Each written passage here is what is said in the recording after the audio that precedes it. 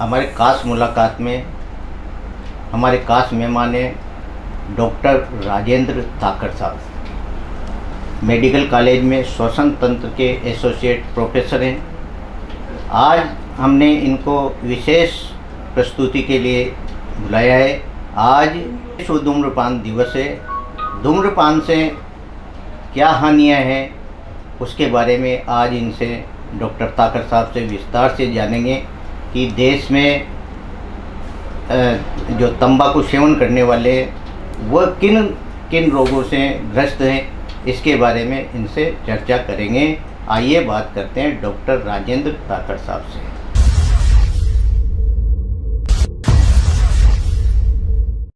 ताकड़ साहब, आपका हमारे स्टूडियो में बहुत बहुत स्वागत है। बहुत बहुत धन्यवाद। ताकड़ साहब, आज विश्व तंबाकू दिवस है। पूरी दुनिया में इसे मनाया जाता है जागरूकता के हिसाब से। आज वर्ल्ड में देखने को आता है कि कई मतलब लाखों मौतें तंबाकू के सेवन से हो रही है, धूम्रपान से हो रही है। तो आपका इस पर क्या मानना है, क्या स्थिति है वास्तव में? देखिए, तंबाकू निषेध दिवस या वर्ल्ड नो टोबैको डे, इसको मनाने का सबसे मुख्य उद्देश्य यही है कि आम जनता के बीच में जागरूकता फैलाएं, तंबाकू जनित रोगों से बचाव के लिए, तंबाकू जनित रोग अगर किसी को हो गए हैं तो उसके बारे में सावचेत रहने के लिए। तादाद की बात करें तो दुनिया भर में हम यूँ कहें कि जो लो इनकम कंट्रीज़ हैं या मिडिल इनकम कंट्रीज़ हैं, दुनिया भर के 80% तंबाकू का सेवन इन्हीं देशों में होता है। अपना भारत भी मिडिल इनकम कंट्रीज़ में आता है और करीब करीब आप ये यूँ मान के चलें कि 8 मिलियन मौतें तंबाकू या तंबाकू जनित अन्य पदार्थों से, यूँ कह लें कि स्मोकिंग डायरेक्टली तंबाकू से हो गई। कुछ लोग जर्दा खाते हैं, कुछ लोग तंबाकू मुंह में रख के चबाते हैं। अपने यहाँ पे एक गुटखा कल्चर है, गुटखा में भी तंबाकू होते हैं, या तंबाकू से संबंधित कोई भी उत्पाद, खैनी है, लोग तंबाकू वाला ब्रश करते हैं, मंजन भी करते हैं अपने यहाँ पे, हमने हाड़ौती में देखा है।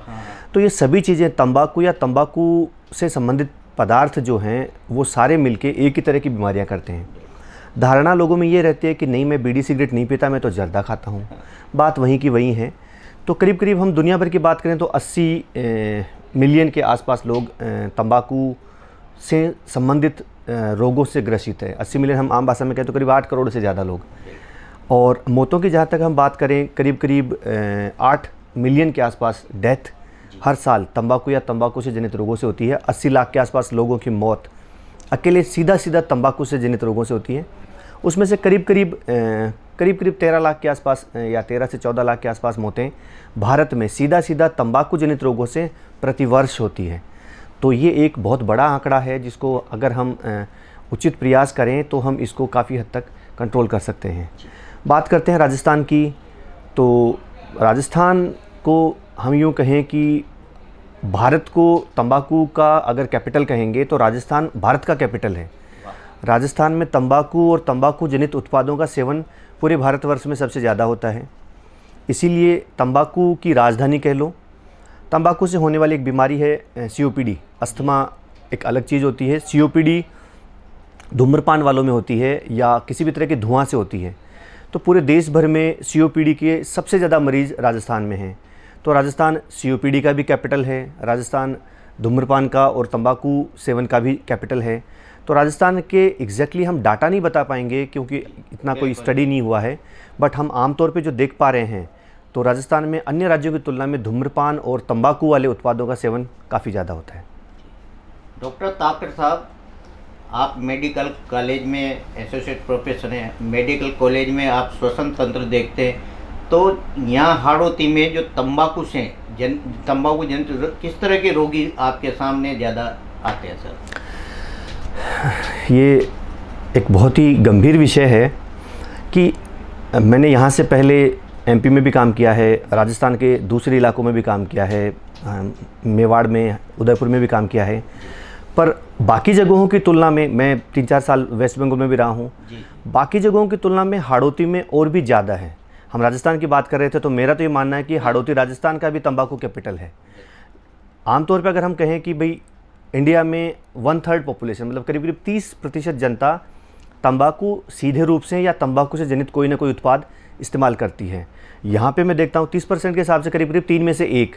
यहाँ मैं देखता हूँ हर दूसरा मरीज़ किसी न किसी रूप में तंबाकू खा रहा होगा, जर्दा खा रहा होगा, खैनी खा रहा होगा, गुटखा खा रहा होगा, बीड़ी सिगरेट। यहाँ पे तादाद और भी ज़्यादा है।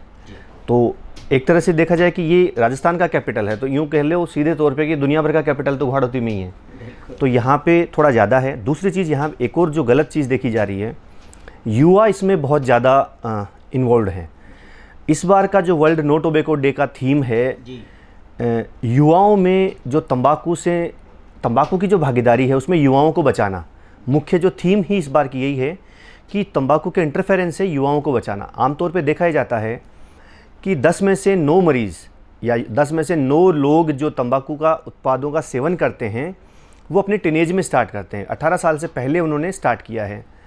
एक और भी अध्ययन में देखा गया है कि 3 लोग अगर एक पहली बार सिगरेट पिएंगे या जर्दा तंबाकू खाएंगे तो उसमें से 2 कंटिन्यू कर देंगे। लोग इसको युवावस्था में क्रेज़ के रूप में, एक स्टेटस सिंबल के रूप में हमने देखा है आजकल सोशल मीडिया पे लोग सिगरेट के धुएं को उड़ाना एक अपना सिंबल, स्टेटस मानते हैं, जबकि ये बहुत गलत है। युवाओं में से गलत ट्रेंड जा रहा है। इन्हीं सब चीज़ों को देखते हुए WHO ने इस बार का थीम ये रखा है कि तंबाकू से जनित इंटरफेरेंस से युवाओं को बचाना। तो ये बहुत इंपॉर्टेंट इश्यू इस साल का।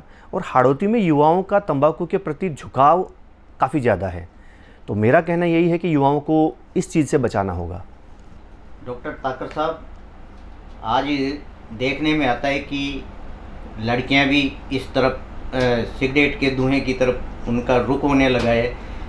ये जो आज के युवा जो तंबाकू या धूम्रपान करते हैं, तो इनके आगे जीवन में शारीरिक विकास में क्या मतलब अंतर आता है सर? क्या किस तरह की ये बीमारियों से जूझते हैं आगे जाके? जी देखिए, तंबाकू से देखा जाए तो आप कोई सी भी एक बीमारी का नाम बोलिए, वो तंबाकू से हो सकती है। इन्फेक्टेड डिजीज़ को छोड़ के हम बात करें, ऊपर से नीचे स्टार्ट करेंगे, हम तंबाकू के रोगों की बात करें। पहले आपने जो पूछा मैं उसका जवाब देता हूँ। युवावस्था में अगर कोई तंबाकू का सेवन स्टार्ट करता है, जैसा कि हम ज़्यादातर केसेस में देखते हैं कि 10 में से 9 लोगों ने 18 से पहले स्टार्ट कर दिया है। आमतौर पे ग्रोथ की फेज़ 14, 15, 18, 20 तक होती है। वहाँ तक बच्चे का मानसिक और शारीरिक विकास होता रहता है। मानसिक रूप से मजबूती और जब उम्र बढ़ती है 20-25 साल के बाद में आती है, तो जो लोग तंबाकू का सेवन इस्तेमाल कर देते हैं उनकी हड्डियों का विकास कमज़ोर होता है। उनकी जो बॉडी के और दूसरे अंग हैं, विशेष तौर से यूँ कहें कि उनका जो प्रजनन तंत्र है वो कमज़ोर रहता है। उनकी फर्टिलिटी पावर थोड़ी सी कमज़ोर रहती है। उनमें इनफर्टिलिटी, आगे बच्चे पैदा नहीं होने वाली समस्याएं ज़्यादा होती है। बॉडी का बोनी डेवलपमेंट और जो मस्कुलर डेवलपमेंट है वो भी थोड़ा सा कमज़ोर हो जाते हैं। यूँ कह लें कि पूर्ण रूप से जो शारीरिक विकास हो पाता वो तंबाकू के सेवन से कहीं ना कहीं अवरुद्ध हो जाता है। ये एक बहुत ही इंपॉर्टेंट इशू है। इसके अलावा हम बात करें तंबाकू से होने वाले अन्य रोगों के बारे में, युवा जितना जल्दी तंबाकू का सेवन स्टार्ट करता है उतना ही जल्दी उसमें अन्य सभी बीमारियों के होने की संभावना है।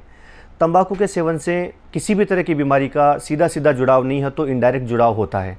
हम बात करें मुंह से, मुंह में छाले हो सकते हैं, कैंसर हो सकता है, गले का कैंसर हो सकता है, फेफड़े का कैंसर हो सकता है, इसोफेगस जो खाने की नली है उसका कैंसर हो सकता है, पेट का कैंसर हो सकता है, पेट की आंतों का कैंसर हो सकता है, खाद्य नली जो कॉलन होती है उसका कैंसर हो सकता है, फेफड़े का कैंसर हो सकता है, फेफड़े के चारों तरफ जो झिल्ली होती है उसका कैंसर भी हो सकता है।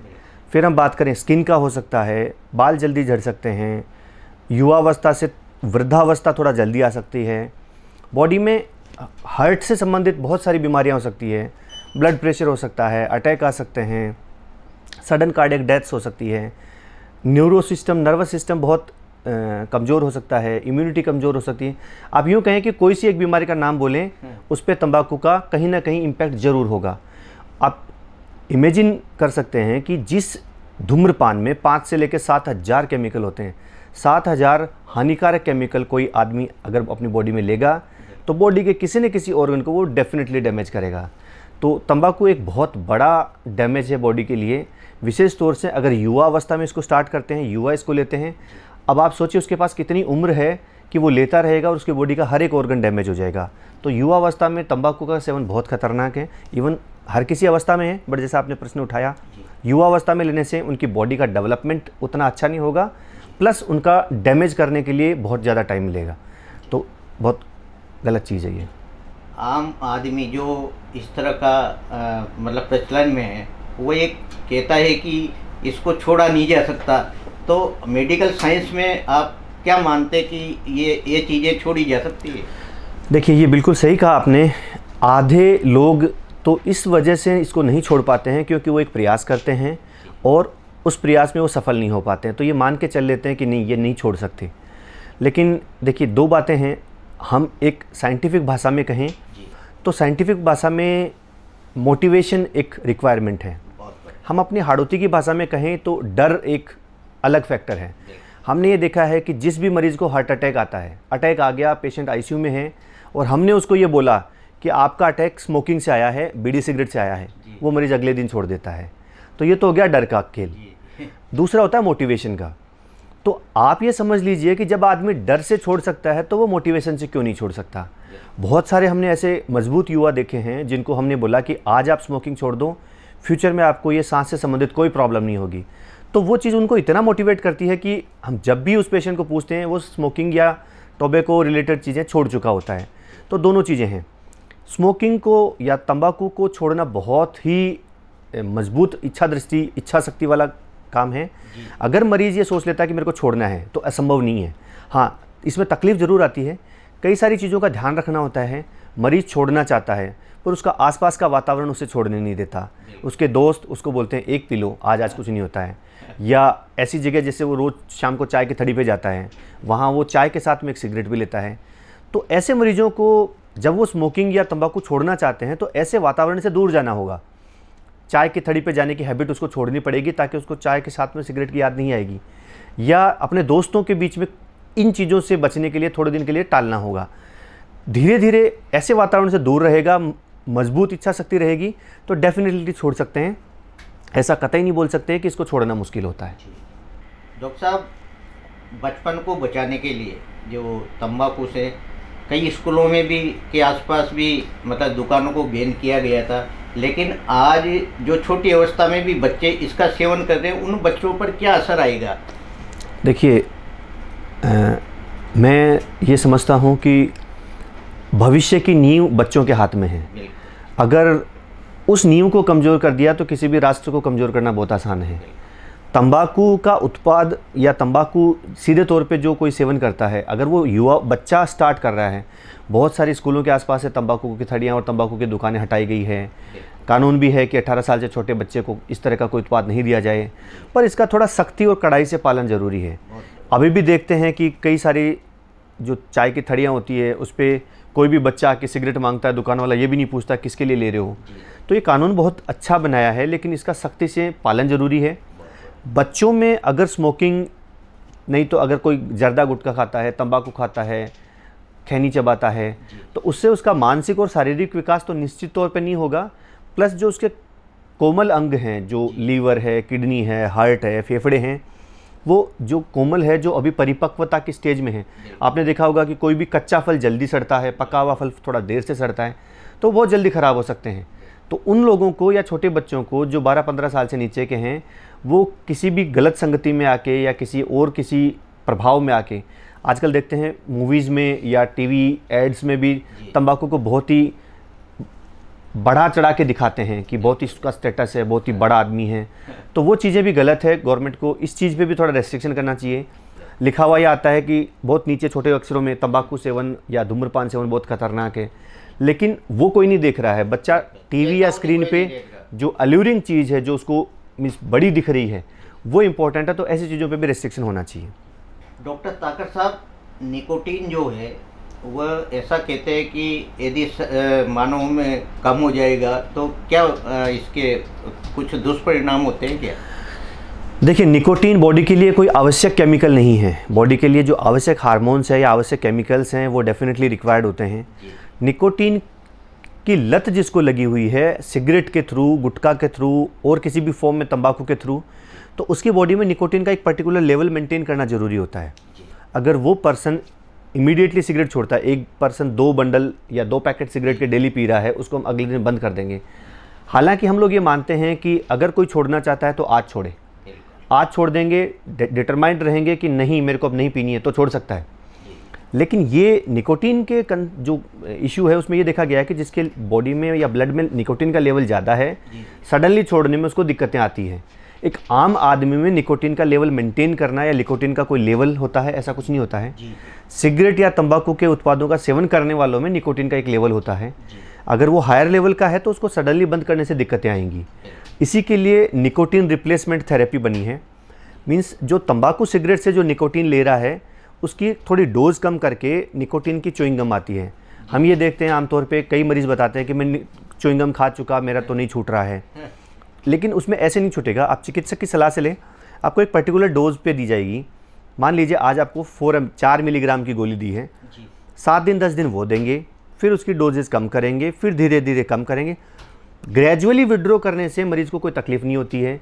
लेकिन एक पर्टिकुलर लेवल पे निकोटीन की सारी डोज आपने हटा दी, तंबाकू बीड़ी सिगरेट सब हटा दिया, तो बॉडी में बहुत सारी चीज़ें आती है। चिड़चिड़ापन आता है, नींद नहीं आती है, गुस्सैल हो जाता है, मन नहीं लगता है, और कई सारी चीज़ें बॉडी में परिवर्तन होते हैं जो मरीज़ को एक तरह से तड़पाते हैं दोबारा से सिगरेट पीने के लिए। तो ऐसे मरीजों में जिनमें निकोटीन की मात्रा बहुत ज़्यादा है, उनमें निकोटीन रिप्लेसमेंट थेरेपी के थ्रू धीरे धीरे उसको वहाँ से हटाना ठीक रहता है। डॉक्टर ताकर साहब, आप मेडिकल कॉलेज में जब आपका ये विभाग काम करता है, तो जब विश्व तंबाकू दिवस या इस तरह के दिवस है, उस समय क्या आप जागरूकता के लिए जो युवाओं को या लोगों को वो करते हैं, जागरूक करते हैं सर? देखिए, जो भी कोई ना कोई दिवस आता है, जैसे अभी विश्व तंबाकू निषेध दिवस है, अभी थोड़े दिन पहले विश्व अस्थमा दिवस था, या विश्व टीबी दिवस होता है, COPD दिवस होता है। तो जब भी इस तरह का कुछ कोई अवेयरनेस वाला दिवस आता है तो हम वहाँ पे मरीजों की एक संगोष्ठी करते हैं। जो मरीज उस दिन आए हैं या अस्पताल में आए हैं तो हम उसकी संगोष्ठी करके मरीजों को उससे होने वाले दुष्परिणाम के बारे में बताते हैं। उससे संबंधित पोस्टर और कुछ डायग्राम्स बना के मरीज को ये समझाने की कोशिश करते हैं कि ये चीज़ें आपके लिए, तंबाकू दिवस पे हम ये दिखाते हैं कि तंबाकू आपके लिए कितना ख़तरनाक है। टीबी दिवस पे हम ये बताते हैं कि टीबी कैसे फैलती है, कैसे इसका ट्रीटमेंट होता है, आप बचाव के लिए क्या कर सकते हैं। तो हर दिवस पे हम कुछ ना कुछ एक्टिविटी करते हैं मरीजों में अवेयरनेस बढ़ाने के लिए। कुछ मरीजों में हम लीफलेट्स बांटते हैं ताकि उनको आगे भी दिखता रहे कि हाँ मैं ये करूँगा तो मेरे को ये नुकसान होगा। वहाँ संगोष्ठी करके मरीजों को हम बता देते हैं, वो अगले दिन जाके भूल जाते हैं। तो जो लीफलेट वगैरह होते हैं उससे मरीज़ कई बार उसको बार बार दिखता रहता है, तो कम से कम वो सावचेत रहता है। दूसरा, उसके घर वालों को भी हम अवेयर करते हैं कि ये भूल जाए तो आप याद दिलाते रहो तंबाकू आपके लिए नुकसानदायक है। तो इस तरह की गतिविधियों से कुछ हद तक हम लोग एक्टिविटी बढ़ा के मरीजों को अवेयरनेस बढ़ाने का कोशिश करते हैं। डॉक्टर ताकर साहब, हाड़ौती की जनता को जाते जाते ये विश्व तंबाकू निषेध दिवस पर क्या सलाह देना चाहेंगे कि तंबाकू से कितना नुकसान है और आज के युवा किस तरह इससे दूर रहे? मेरी सबसे यही अपील रहेगी इस विश्व तंबाकू निषेध दिवस के उपलक्ष्य में कि इस दिवस को मनाने का मेन मकसद ही है जनता को जागरूक करना, तंबाकू से होने वाले नुकसानों के लिए, उसको छोड़ने से होने वाले फ़ायदों के लिए और उससे होने वाली बीमारियों के बारे में। इस बार का जो थीम है युवाओं को तंबाकू से बचाने का, तो इस बार मेरा सबसे इम्पोर्टेंट आह्वान युवाओं से रहेगा, युवा कम से कम इस बुराई से दूर रहें। किसी भी तरह का तंबाकू उत्पाद, चाहे वो सिगरेट हो, चाहे वो बीड़ी हो, चाहे वो तंबाकू, गुटखा, खैनी, जर्दा, पान मसाला, किसी भी तरह के तंबाकू उत्पाद से दूर रहें। ये उनके बॉडी के मेंटल और फिजिकल हेल्थ में भी फ़ायदा करेगा, बॉडी को कई सारी बीमारियों से भी बचाएगा। अगर किसी को ये लत लग गई है जाने अनजाने में या दोस्तों के कहने से, कोशिश करें उसको छोड़ दें। यही सही वक्त है कि आप उसको छोड़ देंगे। कुछ सावधानियां हैं, आप छोड़ने की कोशिश करें।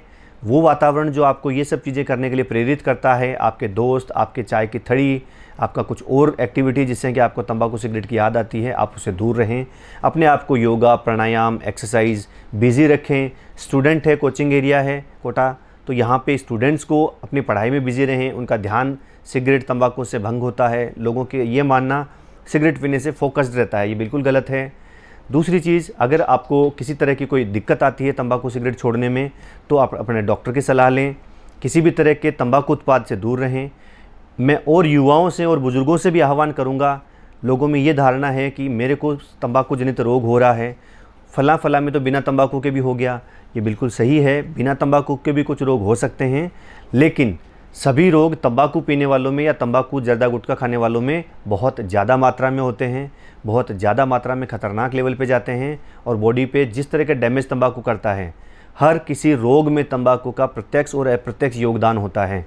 तो मेरी सबसे अपील यही रहेगी कि इस बुराई को कम से कम हम यहाँ पे जो एक राजधानी बन के उभर रहा है राजस्थान की, उसको हम कम करें और तंबाकू से रिलेटेड सभी उत्पादों से दूर रहें। ये थे हमारे साथ मेडिकल कॉलेज श्वसन विभाग के डॉक्टर प्रोफेसर राजेंद्र जी ताकड़ साहब। ताकड़ साहब ने विश्व तंबाकू निषेध दिवस पर आज के युवाओं को तंबाकू से होने वाली जो बीमारियों के बारे में विस्तार से बताया। आप हमारे स्टूडियो में पधारे, बहुत बहुत धन्यवाद।